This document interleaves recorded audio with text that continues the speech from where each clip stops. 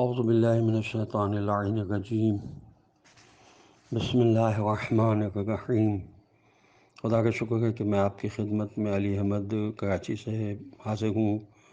اور اس وقت پارہ نمبر 21 کے دوسرے غبا کا ترجمہ پیش کر رہا ہوں۔ الحمدللہ پارہ نمبر 21 کے دوسرے غبا کی تلاوت کا شرف میں پچھلی آڈیو ویڈیو میں حاصل کر چکا ہوں۔ اب اس کا ترجمہ جو علامہ سید ذیشان حضرت جوادی نے کیا ہے وہ میں آپ کی خدمت میں پیش کر رہا ہوں۔ اگر وقت ملا تو میں تھوڑی سی تفصیل بھی کوشش کروں گا بیان کرنے کی۔ فی الحال آپ ترجمہ سنیے کہ اس نے تمہارے لیے تمہاری ہی مثال بیان کی ہے کہ جو رزق ہم نے تم کو عطا کیا ہے، کیا اس میں تمہارے مملوک غلام و کنیز کوئی بھی تمہارا شریک ہے کہ تم سب برابر ہو جاؤ اور تمہیں ان کا خوف اسی طرح ہو جس طرح اپنے نفوس کے بارے میں خوف ہوتا ہے۔ بے شک ہم اپنی نشانیوں کو صاحب عقل قوم کے لیے اسی طرح واضح کر کے بیان کرتے ہیں۔ حقیقت یہ ہے کہ ظالموں نے بغیر جانے بوجھے اپنی خواہشات کا اتباع کر لیا ہے، تو جس کو خدا گمراہی میں چھوڑ دے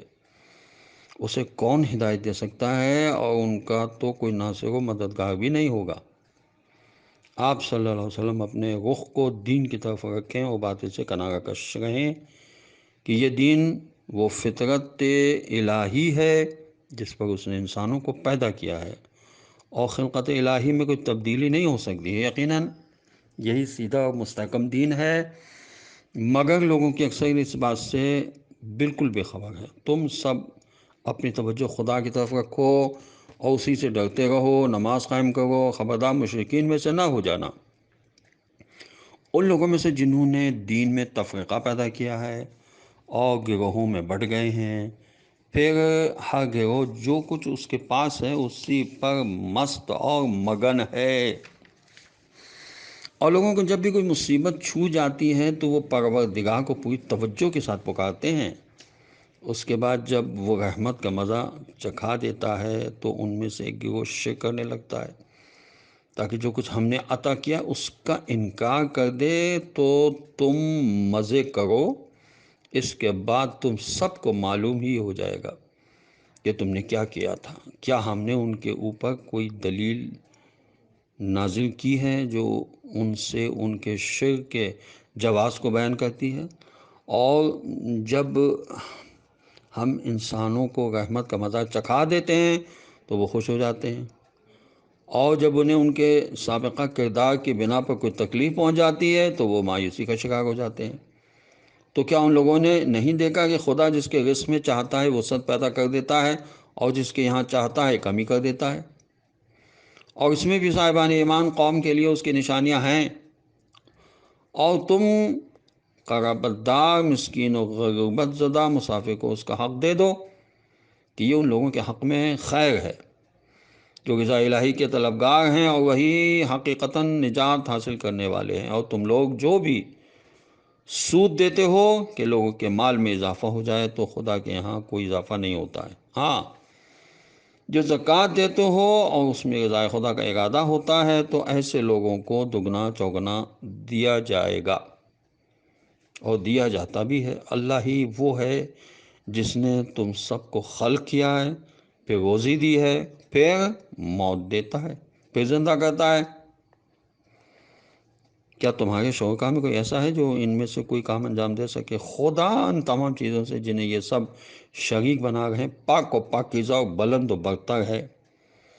لوگوں کے ہاتھوں کی کمائی کی بنا پر فساد، خشکی اور تنگی ہر جگہ غالب آ گیا ہے تاکہ خدا ان کے کچھ اعمال کا مزہ چکھا دے تو شاید یہ لوگ پلٹ کر راستے پر آ جائیں۔ سود کے بارے میں ظاہری تصور یہ ہے کہ اس سے مال میں اضافہ ہو جاتا ہے، حالانکہ بے برکت اضافہ کبھی اضافہ کہے جانے کے قابل نہیں ہوتا ہے۔ اضافہ زکوٰۃ کے ذریعے ہوتا ہے جس میں بظاہر مال ہاتھ سے نکل جاتا ہے لیکن واقعاً اس میں برکت ہو جاتی ہے۔ برکت کا پہچاننا بھی ہر انسان کے بس کا کام نہیں ہے۔ شیطان اس نقطے کی طرف متوجہ ہونے کا موقع ہی نہیں دیتا ہے کہ زکوٰۃ و صدقات سے مال میں برکت پیدا ہو جاتی ہے۔ ایک انسان حلال و حرام کو ایک کر کے یا بخل و کنجوسی سے کام لے کر 1 لاکھ روپیہ اکٹھا کر لیتا ہے، اس کے بعد کسی مہلک بیماری میں مبتلا ہو جاتا ہے تو اپنے طرز عمل اور بخل کی تعریف کرتا ہے کہ ہم نے یہ سرمایہ نہ جمع کیا ہوتا تو آج کیا ہوتا، اور یہ بھول جاتا ہے کہ اگر اس نے اس طرح کا سرمایہ نہ جمع کیا ہوتا تو شاید خدا اس کے نکلنے کا انتظام بھی نہ کرتا اور شاید یہ بیماری ہی قریب نہ آتی۔ لیکن انسان کو اس اسلامی فکر کی توفیق کہاں حاصل ہوتی ہے؟ وہ تو بالکل بندہ دنیا ہو کر رہ گیا ہے اور اسی بندگی میں مست اور مگن رہتا ہے۔ آپ صلی اللہ علیہ وسلم کہہ دیجئے کہ ذرا زمین میں سیر کر کے دیکھو کہ تم سے پہلے والوں کا کیا انجام ہوا ہے، جن کی اکثریت مشرک تھی، اور آپ صلی اللہ علیہ وسلم اپنا رخ مستقیم اور مستحکم دین کی طرف رکھیں قبل اس کے کہ وہ دن آ جائے جس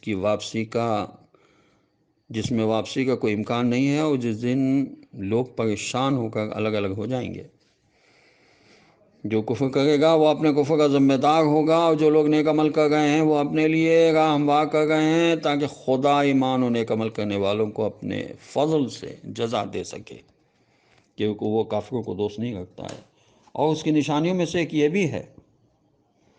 کہ وہ ہواؤں کو خوشخبری دینے والا بنا کر بھیجتا ہے، اور اس لیے بھی کہ تمہیں اپنی رحمت کا مزہ چکھائے اور اس کے حکم سے کشتیاں چلیں اور تم اپنا رزق حاصل کر سکو، شاید اس طرح شکر گزار بھی بن جاؤ۔ اور ہم نے تم سے پہلے بہت سے رسول ان کی قوموں کی طرف بھیجے ہیں جو ان کے پاس کھلی ہوئی نشانیاں لے کر آئے ہیں، پھر ہم نے مجرمین سے انتقام لیا اور ہمارا فرض تھا کہ ہم صاحبان ایمان کی مدد کریں۔ اللہ ہی وہ ہے جو ہواؤں کو چلاتا ہے تو وہ بادلوں کو اڑاتی ہیں، پھر وہ ان بادلوں کو جس طرح چاہتا ہے آسمان میں پھیلا دیتا ہے، اسے ٹکڑے ٹکڑے کر دیتا ہے اور اس کے درمیان سے پانی برساتا ہے، پھر یہ پانی ان بندوں تک پہنچ جاتا ہے جن تک وہ پہنچانا چاہتا ہے تو وہ خوش ہو جاتے ہیں۔ اگرچہ اس بارش کے نازل ہونے سے پہلے وہ مایوسی کا شکار ہو گئے تھے، اب تم رحمت خدا کے ان آثار کو دیکھو کہ وہ کس طرح زمین کو مردہ ہو جانے کے بعد زندہ کر دیتا ہے۔ بے شک وہی مردوں کو زندہ کرنے والا ہے، وہی ہر شے پر قدرت رکھنے والا ہے۔ اور اگر ہم زہریلی ہوا چلا دیتے ہیں اور یہ ہر طرف موسم خزاں جیسی زردی دیکھ لیتے ہیں تو بالکل ہی کفر اختیار کر لیتے ہیں۔ تو آپ صلی اللہ علیہ وسلم مردوں کو اپنی آوازیں نہیں سنا سکتے ہیں اور بہروں کو بھی نہیں سنا سکتے ہیں جب وہ منہ پھیر کر چل دیں، اور آپ صلی اللہ علیہ وسلم اندھوں کو بھی ان کی گمراہی سے ہدایت نہیں کر سکتے ہیں۔ آپ صلی اللہ علیہ وسلم تو صرف ان لوگوں کو سنا سکتے ہیں جو ہماری آیتوں پر ایمان رکھتے ہیں اور مسلمان ہیں۔ اللہ ہی وہ ہے جس نے تم سب کو کمزوری سے پیدا کیا ہے اور پھر کمزوری کے بعد طاقت عطا کی ہے اور پھر طاقت کے بعد کمزوری اور ضعیفی قرار دی ہے۔ وہ جو چاہتا ہے پیدا کر دیتا ہے کہ وہ صاحب علم بھی ہے اور صاحب قدرت بھی ہے۔ اور جس دن قیامت قائم ہوگی اس دن مجرمین قسم کھا کر کہیں گے کہ وہ 1 ساعت سے زیادہ دنیا میں نہیں ٹھہرے ہیں۔ در حقیقت یہ اسی طرح دنیا میں بھی افترا پردازیاں کیا کرتے تھے، اور جن لوگوں کو علم اور ایمان دیا گیا ہے وہ کہیں گے کہ تم لوگ کتاب خدا کے مطابق قیامت کے دن تک ٹھہرے رہے تو یہ قیامت کا دن ہے، لیکن تم لوگ بے خبر بنے ہوئے ہو۔ پھر آج ظالموں کو نہ کوئی معذرت فائدہ پہنچائے گی اور نہ ان کی کوئی بات سنی جائے گی، اور ہم نے اس قرآن میں ہر طرح کی مثال بیان کر دی ہے۔ اور اگر آپ صلی اللہ علیہ وسلم ساری نشانی لے کر بھی آ جائیں تو کافر یہی کہیں گے کہ آپ صلی اللہ علیہ وسلم لوگ سے پہلے باطل ہیں۔ بے شک اس طرح خدا ان لوگوں کے دلوں پر مہر لگا دیتا ہے جو علم رکھنے والے نہیں ہیں، لہٰذا آپ صلی اللہ علیہ وسلم صبر سے کام لیں کہ خدا کا وعدہ برحق ہے، اور خبردار جو لوگ یقین اس امر کا نہیں رکھتے ہیں وہ آپ صلی اللہ علیہ وسلم کو ہلکا نہ بنا دیں۔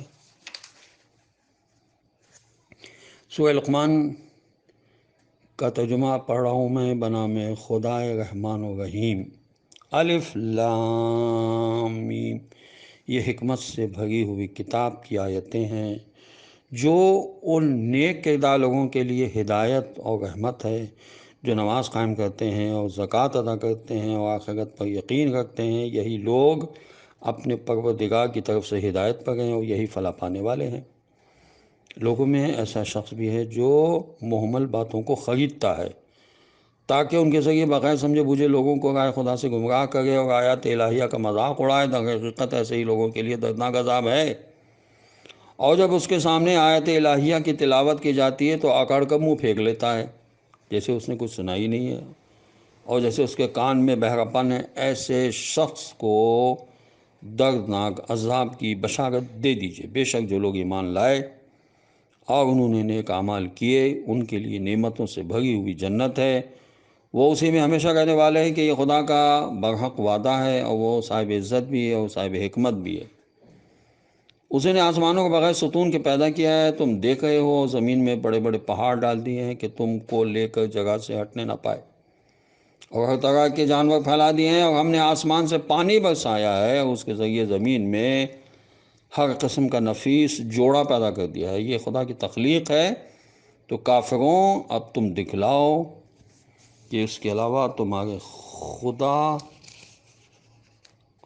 خداؤں نے کیا پیدا کیا ہے، اور حقیقت یہ ہے کہ یہ ظالمین کھلی ہوئی